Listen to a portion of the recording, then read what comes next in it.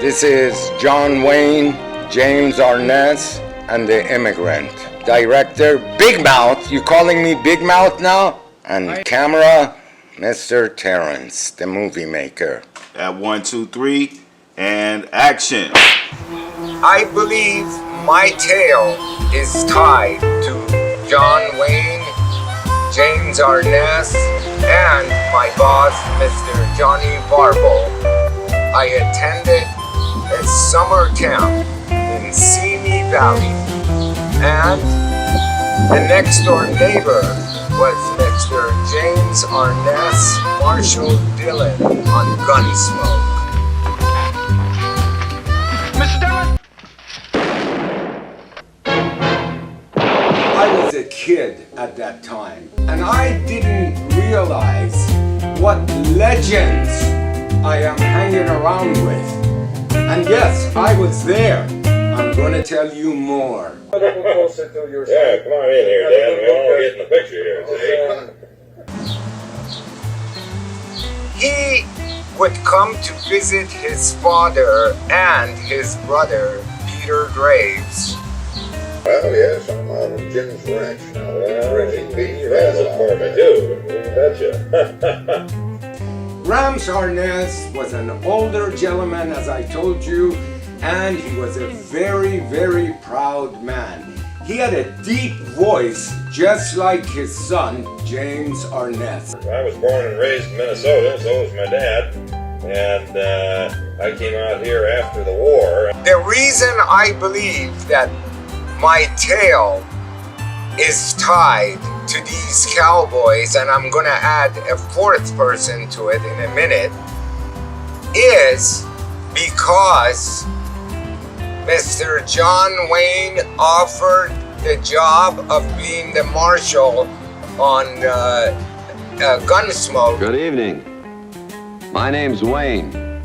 Some of you may have seen me before. I hope so. To Mr. James Arness.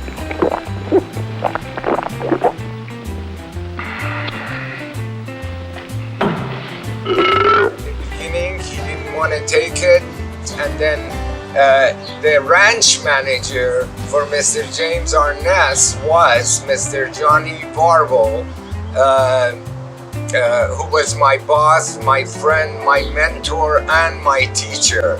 A tribute to all the cowboys, dead or alive.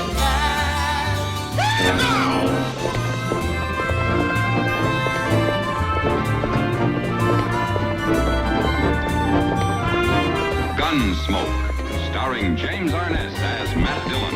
Oh yeah, my cousin went to McDonald's. He got me sausage McMuffin. But we Jews, we don't eat pig meat. Let me see here. Did you know I have a new dog here? His name is King. This food is fit for a king. Oh Lord. Here. No. Anyway, we gotta do a great video about the cowboys that I was honored when I came to America to be influenced by these people. It was another world. So I'm looking forward to this. Nothing but respect for me, for these people. Living cowboys, dead cowboys, John Wayne, all of them. And I have one question to ask you. How rich do you think James Arness, Gunsmoke, was when he passed away at 83? Gosh, I have no idea. Or let me tell you, I'm gonna make it short and sweet. Somebody who went to his house 6 months before saw his pool green. Oh gosh, sorry to hear that. I'm done with this conversation. So, let me finish this. Maybe you got in an argument with the pool man. I'm sorry. And I think it's more than that. I really do. But woman, that's right. Anyway, I'm ready, man. Let's get started here. Come on.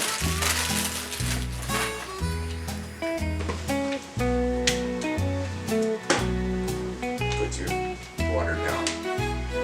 Hello, everybody. I'm Isaac, joined with my dear friend and a former employee. I had the honor of working with Peter, and I wanted a little help in putting this video together, and he honored me and you, believe me when I tell you, to join me to record this beautiful video. For any cowboy lovers, John Wayne, James Arness, my boss, Mr. Johnny Barbo, who I will introduce to you in a minute, were my role models. When I came to America in 1970 as an abused child, as usual, from the Middle East, I attended a summer camp called Brandeis Bardeen Camp Alonim. And the next door neighbor was James Arness, Marshall Dillon on Gunsmoke. And I don't know how lucky I could be to be at the right place at the right time. And I didn't realize at that time how important these cowboys were. But let me tell you, they are some of the people that made me, that trained me how to enjoy life. And being a cowboy at heart, which I am, I don't know how much better it gets. But let's get started. Come on out here. Oh, one second, let me introduce. Come on over here, Terrence. Let me introduce the movie maker. This is Mr. Terrence, the movie maker behind the scene. Thank you, man, for everything. Go ahead.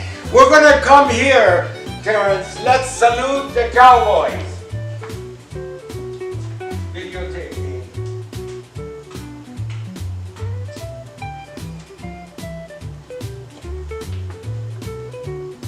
To all the cowboys, past and present, we love you.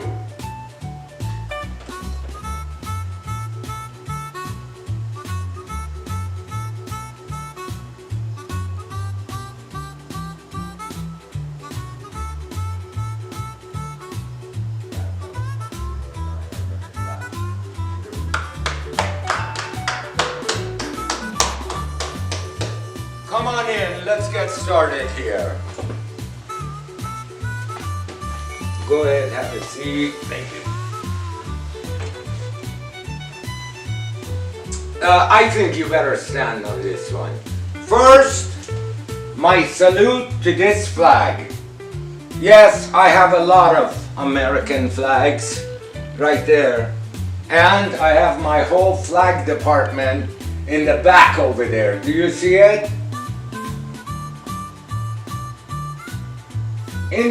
In this video, I don't believe I should take you to the flag department, because what happened was I was born in Tehran, Iran, and as an abused child, severely abused by my Iranian Jewish mother, I came to Santa Barbara, California in 1970 again, and 2 years later I went to summer camp. So let me talk about who we're saluting. First, this is my uncle, my godfather, and he is the one that saved my life. He was in Iran and he saw what my mother did to me with a metal bar, and he arranged for me to come to America. And forever I'm indebted to this guy. So if you enjoy any of my videos, believe me when I tell you this is not me, it's him. One morning, 3 years ago, I woke up and called my first editor, Mr. Brooks, who used to work for me. He's also a B-man, and so is this guy right here. And I told him, Brooks, I woke up this morning, 7 o'clock. I was sitting at the corner of my bed. I didn't dream about this guy, but I thought that his dream should continue. And his dream was to make people happy, and he was a famous writer, Iranian writer. His name was Mr. Nurullah Mike Karazi, the same last name as me, and I'm honored to be related to this guy. That's what a great human being he was. And I'm honoring him, of course, but let's see here. It's time for the Cowboy stars of this show, Mr. John Wayne. Peter, you have no idea why I started making these videos. Do you know or you don't know? Well, you don't know. Yeah. Well, let me tell you why. Because I asked a young guy, I like to talk to people, I said, do you know who's John Wayne? He thought for a minute and then he said, he was a president, wasn't he? Well, let me tell you, he was more than a president. This guy was like a god when I came to America. And Peter, you may not know this, he was not my customer because I wasn't a B-man at 2 years being into America. But he died in 1972, you know, took care of beehives on his property. It's been bulldozed down and they built a couple of luxurious houses over there. So, Mr. John Wayne first, and on this side, I have Mr. James Arness, a very, very important man in my life. Do you know why? I'd like to share with you why. His 1958 Willy's Jeep is in my backyard, which we're gonna go see it in a few minutes. It's collecting a lot of dust, and I'm honored to have his 1958 Willy's Jeep in my backyard. You ask, who are you? Well, let me tell you who I am. Basically a nobody, just like you watching me on this video. But I was one lucky dog to be exposed to these people. Mr. James Arness, hold this, Peter, and a lot of people may not know this man. This man, a lot of you may not know who this is. His name was Mr. Johnny Varbo, my teacher, my mentor, my love. I can't say enough good things about this guy. This guy, James Arness, right there, this was his ranch manager. And he worked for James Arness for 25 years. And they were friends. One time I asked Johnny, I said, have you seen Mr. Arness? He said, yes, I was at Jim's house when he saw the green pool. I was at Jim's house 2 weeks ago, whatever. And he was so important. We used to call him the Marlboro Man because we had an actor that died by smoking, I'm told. He would get on the horse and play a cowboy. This guy looked exactly like that guy, except he never smoked a single cigarette. And he was truly, for me, somebody to look up to. Now, Peter, I'm a B-man. You're a B-man. we worked with bees. My family was in the button business. Did you know that? Zipper and button business. That's what these people did. And let me tell you, they did so well in Iran. And they came to America, and I decided I want to live my American dream. I want to do something different. Maybe entertain people, which I thank my viewers. Almost 135,000 views on my channel in 3 years. Thank you to my viewers. So this was Johnny Varble. Johnny Varble. Johnny got in a tragic car accident. His vehicle went off of the road on a road that he had built 40 years ago, 50 years ago, and he taught me how to drive a bulldozer and fix it on that road. And his vehicle went off of the road, nobody knows why, and he passed away at like 83 years old. What a loss, what a loss for me and a lot of people that knew this guy. So let's talk about these people.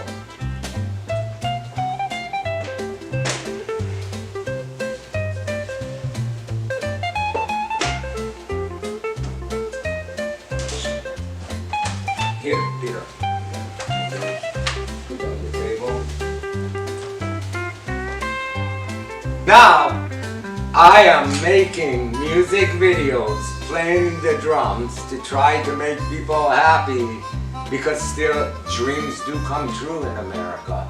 This is door number 1001 that America has opened for me. An immigrant that came to America full of dreams. And I've lived a great life. Well, half of my life, not my personal life at all. But then the other half, worth putting on YouTube Theater to show people who I am. I introduce myself, I'm Isaac the B-Man to the stars. I have a lot of clients, like this guy knows, movie stars. But that's what he said to me, I never forgot that. So, I play all kinds of roles because, I don't know, I grew up in America. These are the people I grew up with, you know. I watched them, and I think I can kick your ass, to be honest with you. And the reason is, I'm exactly like you. I wear one pair, you wear 2 pairs of pants or one? Just one. Or just one. We wear 1 pair of pants, 1 pair of shoes, and a shirt. And let me tell you, I did play Mr. Thunderstruck. Did you see my video? I call myself Mr. Thunderstruck now. Of course, I've had a lot of names in my life. Isaac, B-Man to the stars, and my favorite one, my father. He used to call me Murda Tugur. That means dead man walking. That's a bit much. Yeah, Murda Tugur in Iranian language, that is dead man walking. That's exactly what it is. So, let me see here. So, let's see here. To talk about John Wayne, they had bumper stickers, people on their car. God bless John Wayne. He was more than a president. He was like a god, let me tell you. And he had a code book. That means he tells you what to say and what not to say. It's like etiquette school for girls. You know how they sit across their lap? Somebody teaches them how to do this, to start fires in the room. That's what they do. So, this book here, we'll show you some pictures out of it, was him, John Wayne code book. John Wayne, a tribute. Let me tell you, when this guy would walk on stage anywhere, everybody would melt. I don't know what it was. I think it was his stature. He was just like something else. Look at some of the comedies he's done on TikTok and YouTube, and the respect and the love people had for this guy. I love this guy. I never met him. He's truly an example. And I don't know. He may have gone to Jeffrey Epstein's island. I say we dig up John Wayne's bones and take him to court, ask him, say, how many girls have you had sex with, and did you go to Epstein? That's what's being done in America. Let's dig up everybody's grave and throw as much crap as we can towards them. The problem is they're not here to defend themselves, so let's leave it at that. This one here, and then look at this guy, a born cowboy, right there. Okay? Words to live by. Do you see that? Words to live by. Yes, this guy was more than a president. We'll show you some of these photos at the end of this video. I mean, this is what the American dream was. Everybody be like John Wayne, the cowboy with the hat. That's exactly why, respect for John Wayne. I wore my cowboy hat, but it was a different world. I can't explain it to you. Living here for me for 5 decades, over 5 decades, it was like living a movie, man. You don't believe what I'm telling you. So I've recorded 4 or 5 videos about John Wayne and James Arness. I'm very happy to record this one here, but this may be my last John Wayne, James Arness video, because I don't have unlimited stories about these people. But for anyone that knows anything about these legends, including the people in Gunsmoke, do you see that? Right there, James Arness. Anything, please don't try to fool us and show us AI. But real stories, because these people were superhuman. They were just like you and I, wore 1 pair of pants, 1 pair of shoes, but they were like 1 step higher than all of us. And just take a look at it. Gunsmoke, still on reruns on TV. It's the longest running serial on TV history. I mean, this is not a joke. No, it's a major part of our culture. It is incredible. Look at how long ago they filmed these. It was incredible. And James Arness was so important to me. He donated his ranch to get a tax write-off because he was making $100,000 a week. Wow. Not a month. That's a lot of money. Yeah. That's a lot of money. And he needed the tax write-off, so he did that. And I was such a lucky human being to be there at the right time, because Johnny Varbo, this guy, hold on. This guy right here. This guy right here. Johnny Varbo was James Arness's ranch manager, and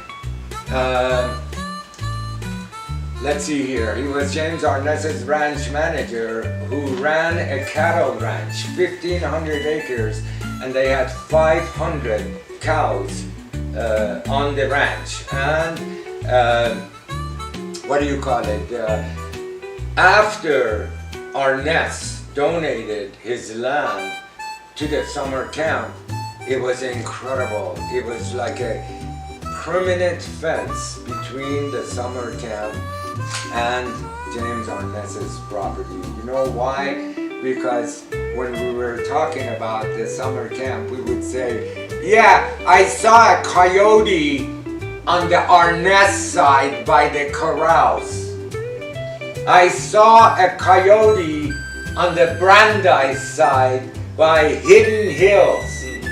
It was incredible. Everybody was accepting of each other, and this summer camp was my family, which I'm still in touch with some of them. Some of them have passed away, but some of them. So Arness had 500 cows, and I have to tell the great story about me and fresh Rocky Mountain oysters. I promised it to the audience in a previous video. I gotta come clean about this. So, you know, raising cows and all of that, these ranchers have a 24-hour job. You know, cows have babies. Some of them, it's first time having a baby. They have a difficult time having the baby. They need somebody to pull the baby out, which I've done like 10 of them. Oh yeah, and my goats in the back, 3 back here. So they need help. Horses seem not to, goats, sheep, they don't. But it is the cows, the most beautiful animal, I think they are. And they walk, eat, and shed. Let me tell you, this is the program. This is what they do.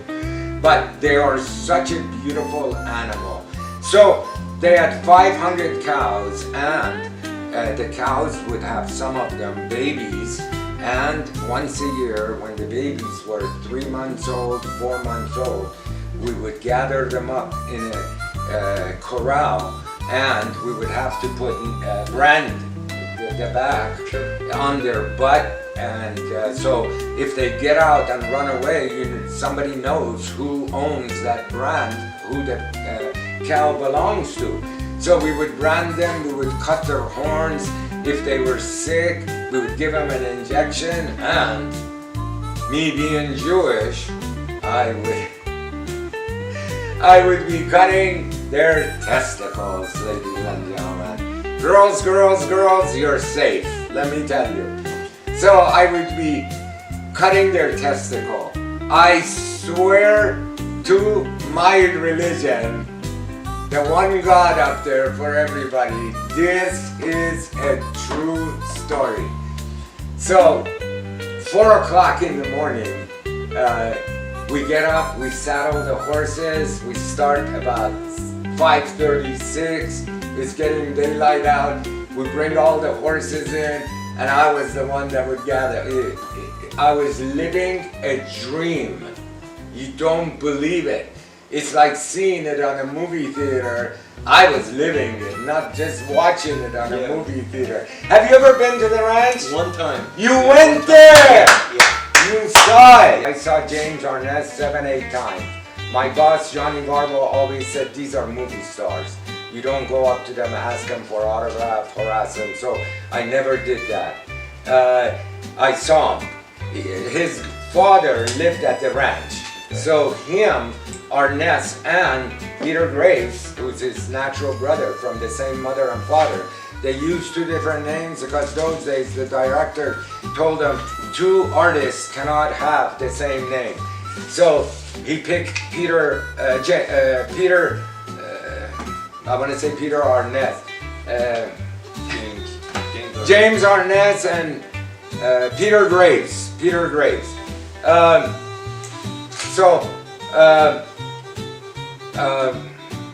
The daughter of, I'm nervous talking about this because everybody has to think, if you're interested, you may not care, but I was there and I'll tell you what I know. But I've seen, researching some of this stuff on the internet, they talk about how his daughter was a drug addict. I really don't think she was a drug addict. Yes, she committed suicide, and I'm going to tell you why in a minute. But I don't think the daughter was a drug addict because James Arness was buddies with Johnny. They would talk. He was his ranch manager, fellow cowboy with a cowboy hat, and the goddamn horses, all of that. And he would have told them, my daughter is doing drugs. I can't believe this, but James Arness's daughter was dating Greg Allman from the Allman Brothers, the guy that says I was born in the back of a Greyhound bus, that guy. And Cher came into the picture, and Cher married Greg Allman, as everybody knows, it's on the internet. And the daughter wrote a suicide note that said, "Tell Greg I love him," and she ended up her life. Now, I don't think she took a knife and cut her own head. She probably took drugs. Don't you think? I would think so. Yeah. I would too. I really don't know. If they want to end their life, they're so miserable. I can't believe anybody would do that. Tomorrow is a new day, man, woman, whatever the hell. This is not okay. You end your life, you make the whole family suffer because of what you do. Yes. This is... So anyway, Arness's daughter probably took drugs. I wasn't there, I don't know. And I don't know if I believe what I see on the internet anymore. Some of this stuff, people exaggerate, and I don't like that. So that is the daughter. Let's talk about his horses. As you all know, this is the main guy right here. We get back to what were the name of the horses of James Arness. He had a lot of horses. They were quarter horses. He didn't like Arabs, this, that, etc. They were all quarter horses, and they're cutting horses, they're called. They work on cattle ranches. They get in the middle of the cows, separate one out. You want to work on a certain cow, you got to separate them from the herd. You can't, do the whole herd. So they're cutting horses, and they're roping horses, and they are so good. I had one for 15, 17 years, and she was old, and she went. So the name of his horses were, last name was Dillons. They were all named after Marshall Dillon. Their first names were different. I never met a horse named Marshall Dillon, but I met a horse named Doc Dillon, Festus Dillon, different names from the characters on the show. I'm not familiar with all of the characters, but this is such a long-running show that it is truly impressive. So that's what he did. It has been time that I've talked to my customers who have horses, and they say, "Oh, my horse is a purebred quarter horse," and I say, "The horses of James Arness were Dillons." They say, "Oh, one of the relatives in my papers of my horse says it was a Dillon." Oh, wow. So that's how that goes. James Arness was Mr. Marshall Dillon on Gunsmoke. Ladies and gentlemen, to all the cowboys that have influenced me so goodly in a better way, I'm gonna tell a story. You're gonna know what I'm talking about. Are you ready for this? Peter and I have worked with bees for a long, long time. We have a lot of famous customers. We have a lot of people who are average people. And guess what? He and I are average people. We are not famous. We're human beings. Yes, we may be in front of the camera, but believe me when I tell you, I'm still gonna go to the bathroom the same tomorrow morning. I want you to know that. I was grateful to be a part of it. Hey man, I love you. 2 decades. You guys are my life. All of you. All of you. This is not a joke. So, I have to tell you,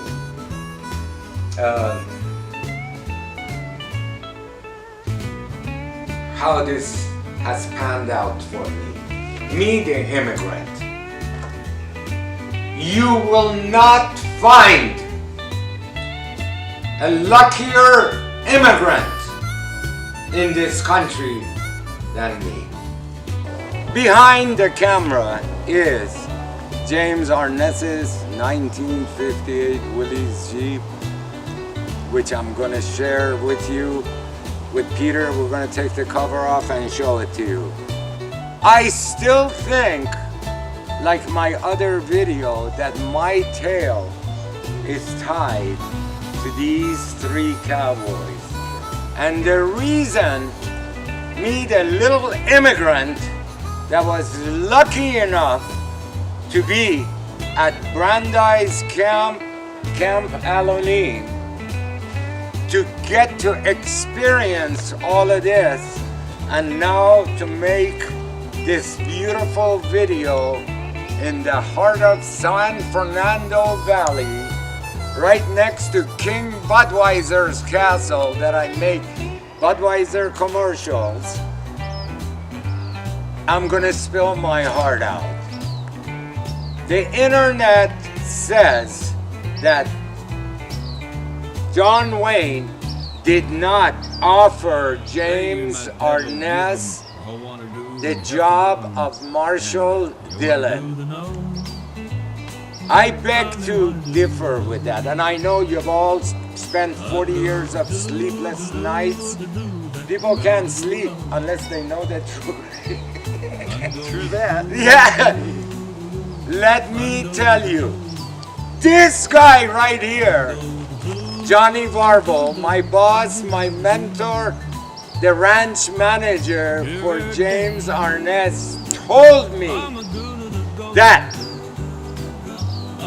John Wayne invited James Arness to his house, which is about 5 miles away from here, got him nice and drunk. I'm using the words that I heard. I never use those words, right? Nice and drunk. They got him nice and drunk, and John Wayne told James Arness, he was swinging a paper contract, said, is this your contract that you were talking about? Because he told him before, take the job, and James Arness told him, no, television is a fad. It's gonna be in and out with a few years. That means we wouldn't have television now, imagine that. But it won't be out. I wanna only star on your big motion pictures. I don't wanna be on TV. And he got him nice and drunk, and he ripped off Arness's contract, put it in front of him, and told him, you may hate me now, but one day you will thank me. And he became almost bigger than John Wayne. And if this guy wouldn't have offered him the job, maybe James Arness wouldn't have been famous. But he did offer him a job. John Wayne offered James Arness the job of Marshal Dillon on Gunsmoke, which I walked on the street where they filmed the first scene. And he ended up taking the job, and he gave his 1958 Willy's Jeep truly an antique museum to my boss, Johnny Varbo. And when Johnny passed away, his wife gave me the car. Let's show them the car now.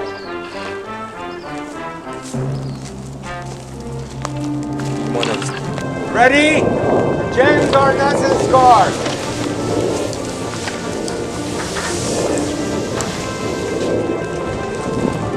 Now be honest, you want to go on a ride? How about if we go for a cruise? It's full of spiders and it has torn seats. Let me show you. You see the spider webs?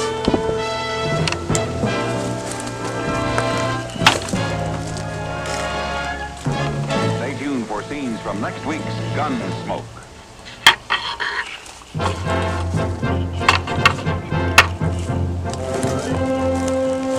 And let's come to the back.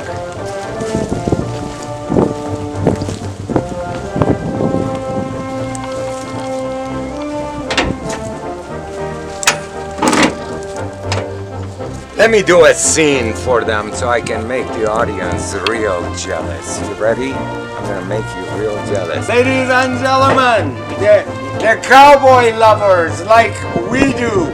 We are the people that made this great video for you, and to recognize another old-timer, you may remember him. His name was Walter Cronkite. He would say at the end of his reporting, and I'm Walter Cronkite, and this is the way it is on April 4th, 2026. And from the heart of the San Fernando Valley, we say goodbye to you all. Bye-bye, everybody.